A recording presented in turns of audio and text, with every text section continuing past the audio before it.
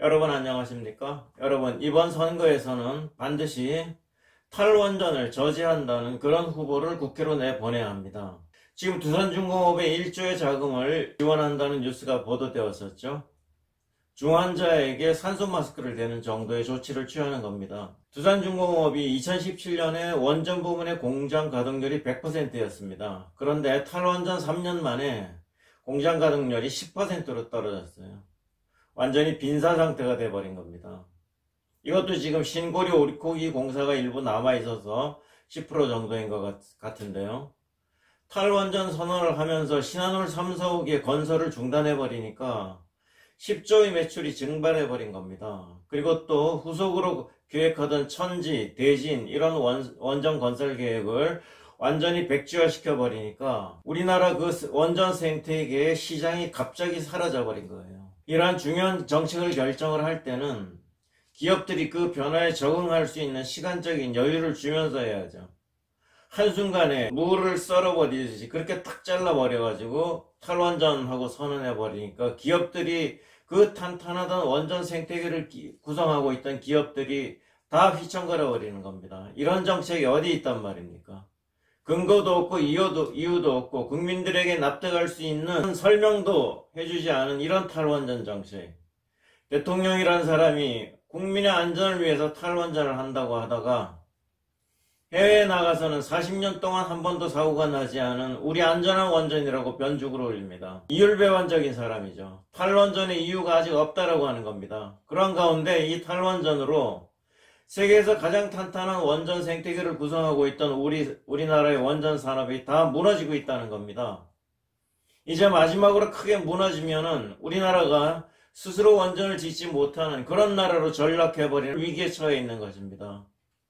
두산중공업이 스스로 버텨보려고 안간힘을 다하고 있는 것이 참 애처롭고 서글프기도 합니다. 순환근무를 하면서 일부 휴업을 해왔었는데 지난 2월 달에는 2600명 감원하라고 명예퇴직 신청을 받아가지고 한 2200명 접수를 했다라고 하는데요. 2월 달에 그렇게 하자마자 바로 3월 달에 또 휴업을 결정하게 된 겁니다. 매출이 발생하지 않는데 버틸 수 있는 회사는 없는 거죠.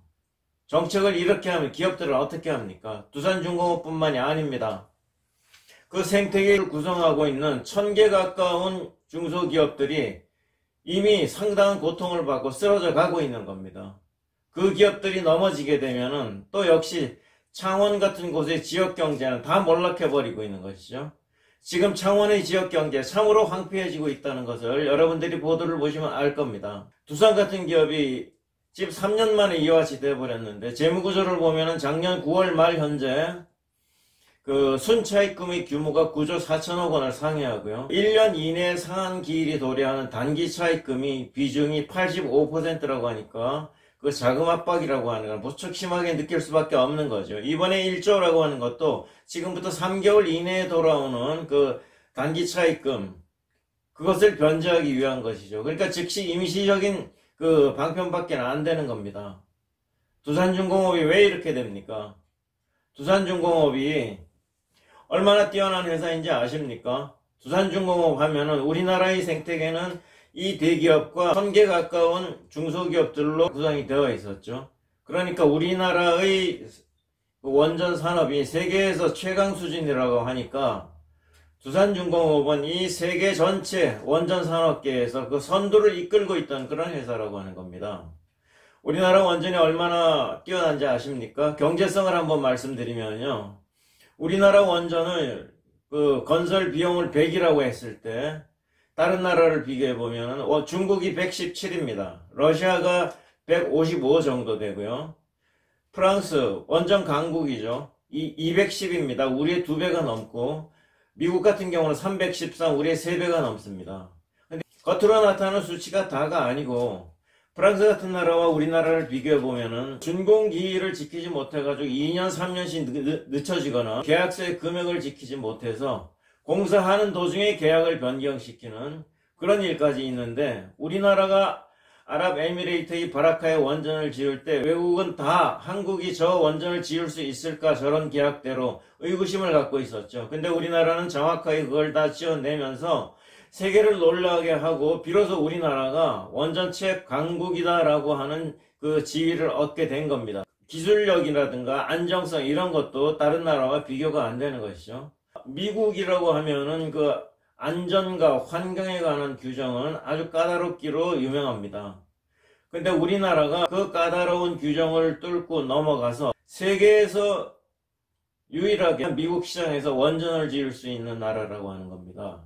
프랑스와 일본도 그것을 해내지 못한 거예요. 그것을 두산중공업, 이 대한민국이 해낸 것이고 유럽의 표준 설계 인증까지 얻어냈죠. 유럽과 미국의 표준 설계 인증을 동시에 얻은 유일한 나라가 우리나라라고 하는 겁니다. 그 원전 생태계를 이끌고 있는 것이 두산이라고 하는 거예요. 이 뛰어난 원전 생태계가 탄탄하게 구성이 되어서 막강한 경쟁력을 갖고 있었는데 갑자기 시장을 없애버리니까 중소기업들은 매우 취약한 상황에 놓이게 되죠. 두산중공업이야 대기업이니까 그래도 이만큼 버텼다라고 하지만 중소기업들은 아주 힘없이 막 쓰러지는 겁니다. 지금 뭐 이루 말할 수 없는 상황인 거예요. 여러분, 소말리아나 에티오피아나 이 방글라데시나 아프가니스탄 이러한 나라들이 기술을 일구어서 반도체 1등 국가가 되고 원전 최강국이 된다라고 하면 그것을 믿으시겠습니까? 실감이 안 가실 겁니다. 근데 우리 대한민국이 바로 그것을 해낸 겁니다. 불과 몇십 년 전에 우리가 그 나라들보다 못 살았다라고 하는 거죠. 세계에서 가장 가난한 나라가 대한민국이었지 않습니까? 이승만 대통령께서 그 학생들을 유학 보내놓고 나라에 돈이 없어서 등록금을 보내지 못한 일이 있었습니다. 그런 서글픈 과정도 있었고 구슬땀을 흘려서 우리가 이 박정희 대통령을 거쳐서 이와 같은 원전 강국을 일구어 놓은 겁니다. 이렇게 일구어 놓은 소중한 이 원전 기술이 탈원전, 사악한 이념에 경도된 자들이 국가를 상대로 벌이고 있는 광기 들린 이런 사악한 구판 같은 탈원전 정책으로 인해서 모든 것이 무너져가고 있는 겁니다.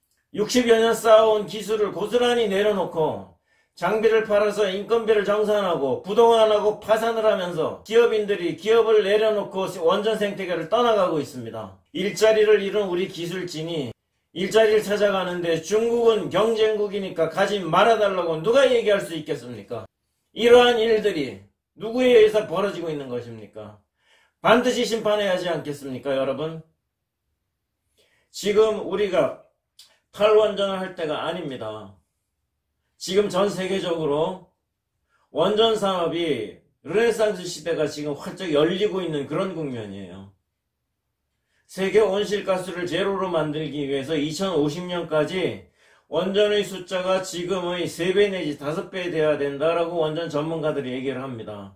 그렇게 되면 무려 최대 2200기나 되는 그런 원전을 지어야 한다는 거니까 매년 얼마나 많은 원전이 태어나야 한다는 겁니까? 그런 수요가 곧 다가온다라고 하는 것이고 또 4차 산업이라는 산업 때문에 또 다른 여러 가지 에너지 안보라든가 그런 이유 때문에 원전 수요가 폭증할 때가 곧 온다라고 하는 것이고 그럴 징조가 이미 많이 나타나고 있다는 겁니다. 이러할 때 우리가 해야 할 것이 해외 시장을 집중적으로 공략하는 거예요. 우리가 사우디아라비아의 기술을 가르쳐준 스마트라고 하는 원전, 요건 조그만 원자로입니다. 중소형 원자로. 비용이 적게 들고 그러니까 시장성이 상당히 크죠. 사우디아라비아의 기술자 50명이 우리나라에 와서 3년 동안 가족을 데리고 체류하면서 이 기술을 배워갔습니다. 우리는 사우디아라비아에 진출할 수 있는 발판을 마련해 놓은 것이죠. 세계 원전 시장의 규모가 반도체 시장보다 크다는 것을 아십니까? 원전 시장 규모가 2000조입니다. 근데 그 중에서 스마트 시장의 규모가 1000조라고 하는 거예요.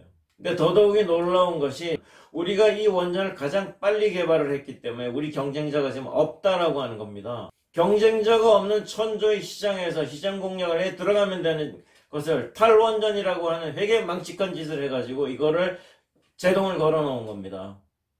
원전이라고 하는 것은 한 번 수출하면 60년 내지 80년간 그 부품을 계속 수출을 하면서 또 인력 지원까지 해가지고 고용 효과까지 바라볼 수 있는 것일 뿐만 아니라 에너지를 갖다가 수출하게 되니까 국제적으로 영향력까지 생기는 거예요. 국가 위상까지 올라가는 겁니다.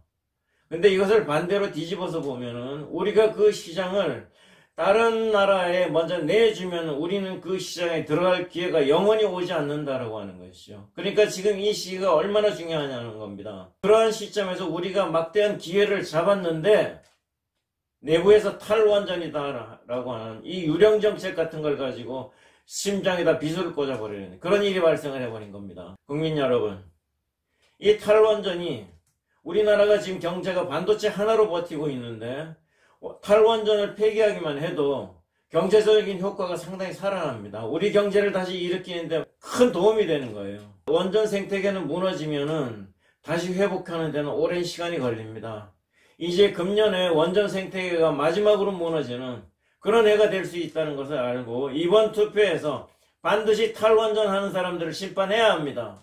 아무 이유도 없이 원전을 폐기해버리고 월성원전 같은 경우는 숫자 조작을 해가지고 경제성이 없다고 60원짜리 원전이 경제성이 없다면은 180원짜리 태양광은 어떻겠습니까? 그 사람들 다 촛불하고 장작불 쓰면서 살아야 되는 것이죠.